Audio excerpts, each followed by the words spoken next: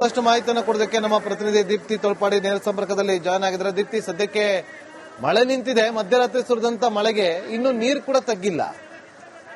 ಇದಕ್ಕೆಲ್ಲ ಯಾರು ಹೊಣೆ ದೀಪ್ತಿ? ಇವನ್ನ ಪ್ರಶ್ನೆ ಮಾಡೋಕೆ ಆಗಲ್ವಾ? ಅಧಿಕಾರಿಗಳನ್ನ ಪ್ರಶ್ನೆ ಮಾಡಿದ್ರು ಕೂಡ ಬೂಟಾಟಿಕೆ ಉತ್ತರವನ್ನ ಕೊಡ್ತಾರೆ, ನಾವು ಸರಿ ಮಾಡ್ತೀವಿ ಅಂತೇಳಿ. ಯಾವಾಗ ಸರಿ ಹೋಗುತ್ತೀವೆಲ್ಲ?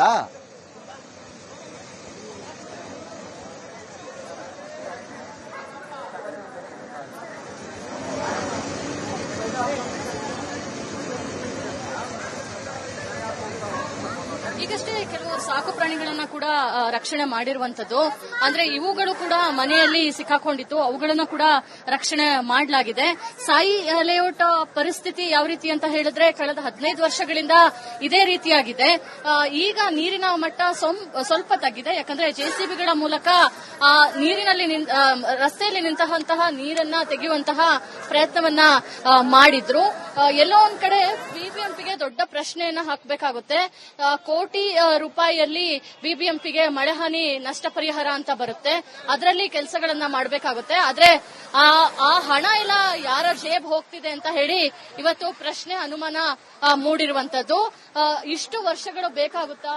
ಒಂದು ಅಂದ್ರೆ ಈ ರೀತಿಯ ಸಮಸ್ಯೆ ಆದಾಗ ಶಾಶ್ವತ ಪರಿಹಾರ ಅನ್ನೋದೇ ಇಲ್ವಾ ಅಂತ ಹೇಳಿ ಜನ ಪ್ರಶ್ನೆನ ಮಾಡ್ತಾ ಇದ್ದಾರೆ. ಜೊತೆಗೆ ರೋಸ್ ಹೋಗ್ಬಿಟ್ಟಿದ್ದಾರೆ, ಎಷ್ಟು ಕೇಳಿದ್ರು ಇಷ್ಟೇ ನಮ್ಮ ಹಣೆ ಬರ ಅಂತ ಹೇಳಿ ಬಿಟ್ಟು ಹೋಗಕ್ಕಾಗಲ್ಲ. ಯಾಕಂದ್ರೆ ಲಕ್ಷಾಂತರ ರೂಪಾಯಿ ಹಣವನ್ನ ಖರ್ಚು ಮಾಡಿ ಕನಸಿನ ಮನೆಯನ್ನು ಅವರೆಲ್ಲ ಕಟ್ಕೊಂಡಿರುವಂತದ್ದು. ಸ್ಯಾಂಕ್ಷನ್ ಆಗುವಂತಹ ಸಂದರ್ಭದಲ್ಲಿ ಚೆನ್ನಾಗೇ ಇತ್ತು ಈ ಲೇಔಟ್, ಆದ್ರೆ ಕಳೆದ 15 ವರ್ಷಗಳಿಂದ ತಗ್ಗು ಪ್ರದೇಶ ಅಂತ ಹೇಳಿ ಇಲ್ಲಿ ಮಳೆ ನೀರು ಮಾಮೂಲಿ ಅನ್ನೋ ರೀತಿಯಲ್ಲಾಗಿದೆ. ಸಣ್ಣ ಮಳೆ ಬಂದ್ರೂ ಕೂಡ ಜಲಾವೃತ ಆಗೋ ರೀತಿಯಲ್ಲಿ ಇವತ್ತು ಆಗ್ತಾ ಇರುವಂತದ್ದು. ಇನ್ನೂ ಕೂಡ ಇಲ್ಲಿ ರೆಸ್ಕ್ಯೂ ಆಪರೇಷನ್ ನಡೀತಾ ಇದೆ ನಾಗೇಂದ್ರ ಬಾಬು. ಅಂದ್ರೆ ಪ್ರಮುಖವಾಗಿ ಟ್ರ್ಯಾಕ್ಟರ್ಗಳನ್ನ ಜೊತೆಗೆ ಬೋಟ್ಗಳನ್ನ ಕೂಡ ತರಿಸಲಾಗಿದೆ. ಎನ್ಡಿಆರ್ಎಫ್ ಟೀಮ್ನವರು ಕೂಡ ಬೋಟ್ಗಳನ್ನ ರೆಡಿ ಮಾಡ್ಕೊಂಡಿದ್ದಾರೆ. ಬೆಳಿಗ್ಗೆ ಕೇವಲ ಒಂದು ಬೋಟ್ ಇತ್ತು, ನಂತರ ಇಲ್ಲಿನ ಪರಿಸ್ಥಿತಿಯನ್ನ ಅವಲೋಕಿಸಿ 4 ಬೋಟ್ಗಳನ್ನ ತರಲಾಯಿತು. ಇಲ್ಲಿ ತನಕ ಸರಿಸುಮಾರು 150 ಜನರನ್ನ ರೆಸ್ಕ್ಯೂ ಮಾಡಲಾಗಿದೆ 4 ಬೋಟ್ಗಳ ಮೂಲಕ. ಅಂದ್ರೆ ಯಾರೆಲ್ಲ ಕೆಳಮಹಡಿಯಲ್ಲಿ ಸಿಲ್ಕೊಂಡಿದ್ರು ಅವರ ಮನೆಗಳ ಹತ್ರ ಹೋಗಿ ಈ ಬೋಟ್ ಮೂಲಕ ಅವರನ್ನ ಹೊರಗೆ ಕರ್ಕೊಂಡು ಬರಲಾಗಿದೆ. ಇನ್ನು ಕೆಲವರು ನೆಲಮಹಡಿಯಲ್ಲಿ ಯಾರಿದ್ದಾರೆ ಅವರು ಫಸ್ಟ್ ಫ್ಲೋರ್ ಅಲ್ಲಿ ರಕ್ಷಣೆಯನ್ನ ಪಡಿತಾ ಇರುವಂತದ್ದು. ಅವರಿಗೆ ಊಟ ಮತ್ತೆ ನೀರಿನ ವ್ಯವಸ್ಥೆಯನ್ನ ಕೂಡ ಮಾಡಲಾಗ್ತಾ ಇದೆ. ಸರಿಯಾಗಿ 4:15 ನಂತರ ಸಿಎಂ ಡಿಸಿಎಂ ಸಿಟಿ ರೌಂಡ್ಸ್ ನಲ್ಲಿ ಇದು 2ನೇ ಸ್ಪಾಟ್ ಆಗಿದೆ.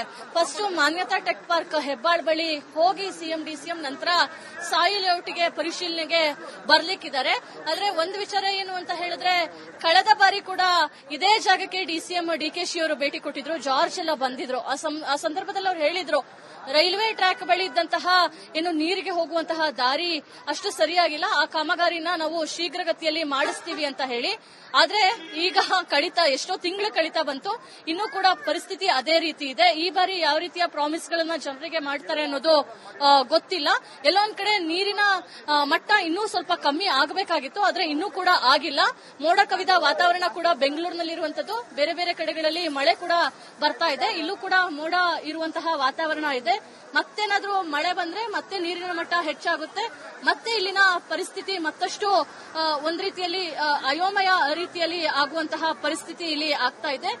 ವಾಟರ್ ಟ್ಯಾಂಕ್ ಗಳ ಮೂಲಕ ವಾಟರ್ಗಳನ್ನ ಕೊಡ್ತಾ ಇರುವಂತದ್ದು, ಜೊತೆಗೆ ಜೆಸಿಬಿ ಹಾಗೆ ಟ್ರ್ಯಾಕ್ಟರ್ ಗಳ ಮೂಲಕ ಜನರ ರಕ್ಷಣೆಯನ್ನ ಒಂದು ಬದಿಯಿಂದ ಮತ್ತೊಂದು ಬದಿಗೆ, ಯಾಕಂದ್ರೆ ಮನೆಯಲ್ಲಿದ್ದಂತವರೆಲ್ಲ ಪ್ಯಾಕ್ ಮಾಡಿಕೊಂಡು ಅವರ ರಿಲೇಟಿವ್ಸ್ ಮನೆಗೆ ಅಥವಾ ಹೋಟೆಲ್ಗಳಿಗೆ ಹೋಗುವಂತಹ ಪ್ಲಾನ್ ಗಳನ್ನ ಮಾಡ್ಕೊಂಡಿದ್ದಾರೆ. ಹೀಗಾಗಿ ಅವರನ್ನ ನಿರಂತರವಾಗಿ ಟ್ರ್ಯಾಕ್ಟರ್ ಗಳ ಮೂಲಕ ಯಾರೆಲ್ಲ ಹೋಗಬೇಕು ಆ ಬದಿಗೆ, ಆ ರಸ್ತೆಗೆ, ಅಲ್ಲಿಗೆ ಕರ್ಕೊಂಡು ಹೋಗುವಂತಹ ಕೆಲಸಗಳು ನಡೀತಾ ಇದೆ.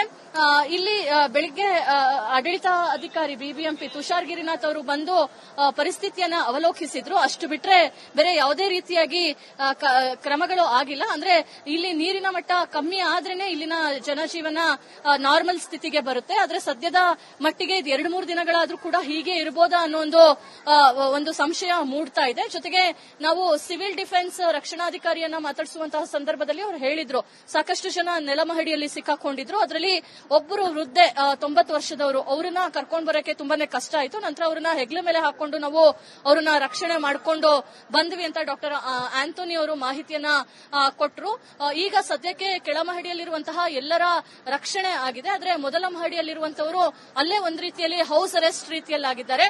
ನೀರಿಲ್ಲ, ಕರೆಂಟ್ ಇಲ್ಲ, ಊಟ ಇಲ್ಲ. ಹೀಗಾಗಿ ಕಂಪ್ಲೀಟ್ ಆಗಿ ಅವರು ಸರ್ಕಾರ, ಸ್ಥಳೀಯ ಆಡಳಿತದ ಮೇಲೆ ಡಿಪೆಂಡ್ ಆಗಿರುವಂತದ್ದು ಊಟ ನೀರಿಗಾಗಿ.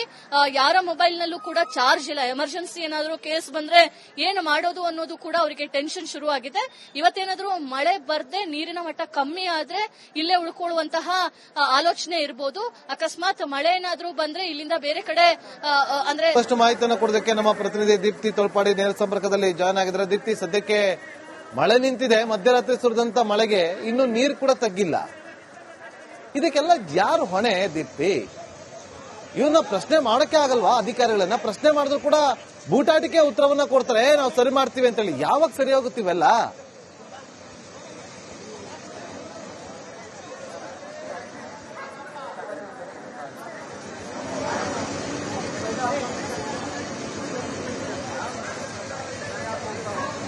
ಈಗಷ್ಟೇ ಕೆಲವು ಸಾಕು ಪ್ರಾಣಿಗಳನ್ನ ಕೂಡ ರಕ್ಷಣೆ ಮಾಡಿರುವಂತದ್ದು.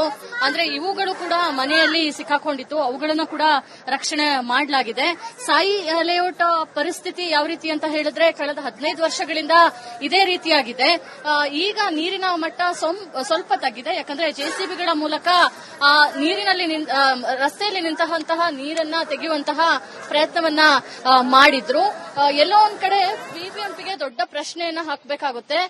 ಕೋಟಿ ರೂಪಾಯಿಯಲ್ಲಿ ಬಿಬಿಎಂಪಿಗೆ ಮಳೆ ಹಾನಿ ನಷ್ಟ ಪರಿಹಾರ ಅಂತ ಬರುತ್ತೆ, ಅದರಲ್ಲಿ ಕೆಲಸಗಳನ್ನ ಮಾಡಬೇಕಾಗುತ್ತೆ. ಆದ್ರೆ ಆ ಹಣ ಎಲ್ಲ ಯಾರ ಜೇಬ್ ಹೋಗ್ತಿದೆ ಅಂತ ಹೇಳಿ ಇವತ್ತು ಪ್ರಶ್ನೆ, ಅನುಮಾನ ಮೂಡಿರುವಂತದ್ದು. ಇಷ್ಟು ವರ್ಷಗಳು ಬೇಕಾಗುತ್ತಾ? ಒಂದು ಅಂದ್ರೆ ಈ ರೀತಿಯ ಸಮಸ್ಯೆ ಆದಾಗ ಶಾಶ್ವತ ಪರಿಹಾರ ಅನ್ನೋದೇ ಇಲ್ವಾ ಅಂತ ಹೇಳಿ ಜನ ಪ್ರಶ್ನೆನ ಮಾಡ್ತಾ ಇದ್ದಾರೆ. ಜೊತೆಗೆ ರೋಸ್ ಹೋಗ್ಬಿಟ್ಟಿದ್ದಾರೆ. ಎಷ್ಟು ಹೇಳಿದ್ರು ಎಷ್ಟು ಕೇಳಿದ್ರು ಇಷ್ಟೇ ನಮ್ಮ ಹಣೆ ಬರ ಅಂತ ಹೇಳಿ ಬಿಟ್ಟು ಹೋಗಕ್ಕಾಗಲ್ಲ. ಯಾಕಂದ್ರೆ ಲಕ್ಷಾಂತರ ರೂಪಾಯಿ ಹಣವನ್ನ ಖರ್ಚು ಮಾಡಿ ಕನಸಿನ ಮನೆಯನ್ನು ಅವರೆಲ್ಲ ಕಟ್ಕೊಂಡಿರುವಂತದ್ದು. ಸ್ಯಾಂಕ್ಷನ್ ಆಗುವಂತಹ ಸಂದರ್ಭದಲ್ಲಿ ಚೆನ್ನಾಗೇ ಇತ್ತು ಈ ಲೇಔಟ್. ಆದ್ರೆ ಕಳೆದ 15 ವರ್ಷಗಳಿಂದ ತಗ್ಗು ಪ್ರದೇಶ ಅಂತ ಹೇಳಿ ಇಲ್ಲಿ ಮಳೆ ನೀರು ಮಾಮೂಲಿ ಅನ್ನೋ ರೀತಿಯಲ್ಲಾಗಿದೆ. ಸಣ್ಣ ಮಳೆ ಬಂದ್ರೂ ಕೂಡ ಜಲಾವೃತ ಆಗೋ ರೀತಿಯಲ್ಲಿ ಇವತ್ತು ಆಗ್ತಾ ಇರುವಂತದ್ದು. ಇನ್ನೂ ಕೂಡ ಇಲ್ಲಿ ರೆಸ್ಕ್ಯೂ ಆಪರೇಷನ್ ನಡೀತಾ ಇದೆ ನಾಗೇಂದ್ರ ಬಾಬು. ಅಂದ್ರೆ ಪ್ರಮುಖವಾಗಿ ಟ್ರ್ಯಾಕ್ಟರ್ಗಳನ್ನ ಜೊತೆಗೆ ಬೋಟ್ಗಳನ್ನ ಕೂಡ ತರಿಸಲಾಗಿದೆ. ಎನ್ಡಿಆರ್ಎಫ್ ಟೀಮ್ನವರು ಕೂಡ ಬೋಟ್ಗಳನ್ನ ರೆಡಿ ಮಾಡ್ಕೊಂಡಿದ್ದಾರೆ. ಬೆಳಿಗ್ಗೆ ಕೇವಲ ಒಂದು ಬೋಟ್ ಇತ್ತು. ನಂತರ ಇಲ್ಲಿನ ಪರಿಸ್ಥಿತಿಯನ್ನ ಅವಲೋಕಿಸಿ 4 ಬೋಟ್ಗಳನ್ನ ತರಲಾಯಿತು. ಇಲ್ಲಿ ತನಕ ಸರಿಸುಮಾರು 150 ಜನರನ್ನ ರೆಸ್ಕ್ಯೂ ಮಾಡಲಾಗಿದೆ 4 ಬೋಟ್ಗಳ ಮೂಲಕ. ಅಂದ್ರೆ ಯಾರೆಲ್ಲ ಕೆಳಮಹಡಿಯಲ್ಲಿ ಸಿಲ್ಕೊಂಡಿದ್ರು ಅವರ ಮನೆಗಳ ಹತ್ರ ಹೋಗಿ ಈ ಬೋಟ್ ಮೂಲಕ ಅವರನ್ನ ಹೊರಗೆ ಕರ್ಕೊಂಡು ಬರಲಾಗಿದೆ. ಇನ್ನು ಕೆಲವರು ನೆಲಮಹಡಿಯಲ್ಲಿ ಯಾರಿದ್ದಾರೆ ಅವರು ಫಸ್ಟ್ ಫ್ಲೋರ್ ಅಲ್ಲಿ ರಕ್ಷಣೆಯನ್ನ ಪಡಿತಾ ಇರುವಂತದ್ದು. ಅವರಿಗೆ ಊಟ ಮತ್ತೆ ನೀರಿನ ವ್ಯವಸ್ಥೆಯನ್ನ ಕೂಡ ಮಾಡಲಾಗ್ತಾ ಇದೆ. ಸರಿಯಾಗಿ 4:15 ನಂತರ ಸಿಎಂ ಡಿಸಿಎಂ ಸಿಟಿ ರೌಂಡ್ಸ್ ನಲ್ಲಿ ಇದು 2ನೇ ಸ್ಪಾಟ್ ಆಗಿದೆ. ಫಸ್ಟ್ ಮಾನ್ಯತಾ ಟೆಕ್ ಪಾರ್ಕ್ ಹೆಬ್ಬಾಳ್ ಬಳಿ ಹೋಗಿ ಸಿಎಂ ಡಿಸಿಎಂ ನಂತರ ಸಾಯಿ ಲೇಔಟ್ಗೆ ಪರಿಶೀಲನೆಗೆ ಬರ್ಲಿಕ್ಕಿದ್ದಾರೆ. ಆದ್ರೆ ಒಂದು ವಿಚಾರ ಏನು ಅಂತ ಹೇಳಿದ್ರೆ ಕಳೆದ ಬಾರಿ ಕೂಡ ಇದೇ ಜಾಗಕ್ಕೆ ಡಿಸಿಎಂ ಡಿಕೆಶಿ ಅವರು ಭೇಟಿ ಕೊಟ್ಟಿದ್ರು. ಜಾರ್ಜ್ ಎಲ್ಲ ಬಂದಿದ್ರು. ಆ ಸಂದರ್ಭದಲ್ಲಿ ಅವರು ಹೇಳಿದ್ರು ರೈಲ್ವೆ ಟ್ರ್ಯಾಕ್ ಬಳಿ ಇದ್ದಂತಹ ಏನು ನೀರಿಗೆ ಹೋಗುವಂತಹ ದಾರಿ ಅಷ್ಟು ಸರಿಯಾಗಿಲ್ಲ, ಆ ಕಾಮಗಾರಿನ ನಾವು ಶೀಘ್ರಗತಿಯಲ್ಲಿ ಮಾಡಿಸ್ತೀವಿ ಅಂತ ಹೇಳಿ. ಆದ್ರೆ ಈಗ ಎಷ್ಟೋ ತಿಂಗಳು ಕಳೀತಾ ಬಂತು, ಇನ್ನೂ ಕೂಡ ಪರಿಸ್ಥಿತಿ ಅದೇ ರೀತಿ ಇದೆ. ಈ ಬಾರಿ ಯಾವ ರೀತಿಯ ಪ್ರಾಮಿಸ್ ಗಳನ್ನ ಜನರಿಗೆ ಮಾಡ್ತಾರೆ ಅನ್ನೋದು ಗೊತ್ತಿಲ್ಲ. ಎಲ್ಲೋ ಒಂದ್ ಕಡೆ ನೀರಿನ ಮಟ್ಟ ಇನ್ನೂ ಸ್ವಲ್ಪ ಕಮ್ಮಿ ಆಗಬೇಕಾಗಿತ್ತು, ಆದ್ರೆ ಇನ್ನೂ ಕೂಡ ಆಗಿಲ್ಲ. ಮೋಡ ಕವಿದ ವಾತಾವರಣ ಕೂಡ ಬೆಂಗಳೂರಿನಲ್ಲಿರುವಂತದ್ದು. ಬೇರೆ ಬೇರೆ ಕಡೆಗಳಲ್ಲಿ ಮಳೆ ಕೂಡ ಬರ್ತಾ ಇದೆ. ಇಲ್ಲೂ ಕೂಡ ಮೋಡ ಇರುವಂತಹ ವಾತಾವರಣ ಇದೆ. ಮತ್ತೇನಾದ್ರೂ ಮಳೆ ಬಂದ್ರೆ ಮತ್ತೆ ನೀರಿನ ಮಟ್ಟ ಹೆಚ್ಚಾಗುತ್ತೆ. ಮತ್ತೆ ಇಲ್ಲಿನ ಪರಿಸ್ಥಿತಿ ಮತ್ತಷ್ಟು ಒಂದ್ ರೀತಿಯಲ್ಲಿ ಅಯೋಮಯ ರೀತಿಯಲ್ಲಿ ಆಗುವಂತಹ ಪರಿಸ್ಥಿತಿ ಇಲ್ಲಿ ಆಗ್ತಾ ಇದೆ. ವಾಟರ್ ಟ್ಯಾಂಕ್ ಗಳ ಮೂಲಕ ವಾಟರ್ ಗಳನ್ನ ಕೊಡ್ತಾ ಇರುವಂತದ್ದು. ಜೊತೆಗೆ ಜೆಸಿಬಿ ಹಾಗೆ ಟ್ರ್ಯಾಕ್ಟರ್ ಗಳ ಮೂಲಕ ಜನರ ರಕ್ಷಣೆಯನ್ನ ಒಂದು ಬದಿಯಿಂದ ಮತ್ತೊಂದು ಬದಿಗೆ, ಯಾಕಂದ್ರೆ ಮನೆಯಲ್ಲಿದ್ದಂತವರೆಲ್ಲ ಪ್ಯಾಕ್ ಮಾಡಿಕೊಂಡು ಅವರ ರಿಲೇಟಿವ್ಸ್ ಮನೆಗೆ ಅಥವಾ ಹೋಟೆಲ್ಗಳಿಗೆ ಹೋಗುವಂತಹ ಪ್ಲಾನ್ ಗಳನ್ನ ಮಾಡ್ಕೊಂಡಿದ್ದಾರೆ. ಹೀಗಾಗಿ ಅವರನ್ನ ನಿರಂತರವಾಗಿ ಟ್ರ್ಯಾಕ್ಟರ್ ಗಳ ಮೂಲಕ ಯಾರೆಲ್ಲ ಹೋಗಬೇಕು ಆ ಬದಿಗೆ, ಆ ರಸ್ತೆಗೆ, ಅಲ್ಲಿಗೆ ಕರ್ಕೊಂಡು ಹೋಗುವಂತಹ ಕೆಲಸಗಳು ನಡೀತಾ ಇದೆ. ಇಲ್ಲಿ ಬೆಳಿಗ್ಗೆ ಆಡಳಿತ ಅಧಿಕಾರಿ ಬಿಬಿಎಂಪಿ ತುಷಾರ್ ಗಿರಿನಾಥ್ ಅವರು ಬಂದು ಪರಿಸ್ಥಿತಿಯನ್ನ ಅವಲೋಕಿಸಿದ್ರು. ಅಷ್ಟು ಬಿಟ್ರೆ ಬೇರೆ ಯಾವುದೇ ರೀತಿಯಾಗಿ ಕ್ರಮಗಳು ಆಗಿಲ್ಲ. ಅಂದ್ರೆ ಇಲ್ಲಿ ನೀರಿನ ಮಟ್ಟ ಕಮ್ಮಿ ಆದ್ರೇನೆ ಇಲ್ಲಿನ ಜನಜೀವನ ನಾರ್ಮಲ್ ಸ್ಥಿತಿಗೆ ಬರುತ್ತೆ. ಆದ್ರೆ ಸದ್ಯದ ಮಟ್ಟಿಗೆ ಇದು 2-3 ದಿನಗಳಾದ್ರೂ ಕೂಡ ಹೀಗೆ ಇರಬಹುದಾ ಅನ್ನೋ ಒಂದು ಸಂಶಯ ಮೂಡ್ತಾ ಇದೆ. ಜೊತೆಗೆ ನಾವು ಸಿವಿಲ್ ಡಿಫೆನ್ಸ್ ರಕ್ಷಣಾಧಿಕಾರಿಯನ್ನ ಮಾತಾಡಿಸುವಂತಹ ಸಂದರ್ಭದಲ್ಲಿ ಅವರು ಹೇಳಿದ್ರು, ಸಾಕಷ್ಟು ಜನ ನೆಲಮಹಡಿಯಲ್ಲಿ ಸಿಕ್ಕಾಕೊಂಡಿದ್ರು. ಅದರಲ್ಲಿ ಒಬ್ಬರು ವೃದ್ಧೆ 90 ವರ್ಷದವರು, ಅವರನ್ನ ಕರ್ಕೊಂಡು ಬರೋಕೆ ತುಂಬಾನೇ ಕಷ್ಟ ಆಯ್ತು. ನಂತರ ಅವರನ್ನ ಹೆಗ್ಲ ಮೇಲೆ ಹಾಕೊಂಡು ನಾವು ಅವರನ್ನ ರಕ್ಷಣೆ ಮಾಡಿಕೊಂಡು ಬಂದ್ವಿ ಅಂತ ಡಾಕ್ಟರ್ ಆಂಥೋನಿ ಅವರು ಮಾಹಿತಿಯನ್ನ ಕೊಟ್ಟರು. ಈಗ ಸದ್ಯಕ್ಕೆ ಕೆಳಮಹಡಿಯಲ್ಲಿರುವಂತಹ ಎಲ್ಲರ ರಕ್ಷಣೆ ಆಗಿದೆ. ಆದ್ರೆ ಮೊದಲ ಮಹಡಿಯಲ್ಲಿರುವಂತವರು ಅಲ್ಲೇ ಒಂದ್ ರೀತಿಯಲ್ಲಿ ಹೌಸ್ ಅರೆಸ್ಟ್ ರೀತಿಯಲ್ಲಾಗಿದ್ದಾರೆ. ನೀರಿಲ್ಲ, ಕರೆಂಟ್ ಇಲ್ಲ, ಊಟ ಇಲ್ಲ. ಹೀಗಾಗಿ ಕಂಪ್ಲೀಟ್ ಆಗಿ ಅವರು ಸರ್ಕಾರ, ಸ್ಥಳೀಯ ಆಡಳಿತದ ಮೇಲೆ ಡಿಪೆಂಡ್ ಆಗಿರುವಂತದ್ದು ಊಟ ನೀರಿಗಾಗಿ.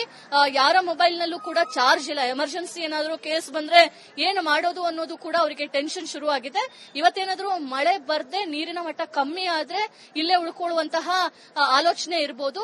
ಅಕಸ್ಮಾತ್ ಮಳೆ ಏನಾದ್ರೂ ಬಂದ್ರೆ ಇಲ್ಲಿಂದ ಬೇರೆ ಕಡೆ ಅಂದ್ರೆ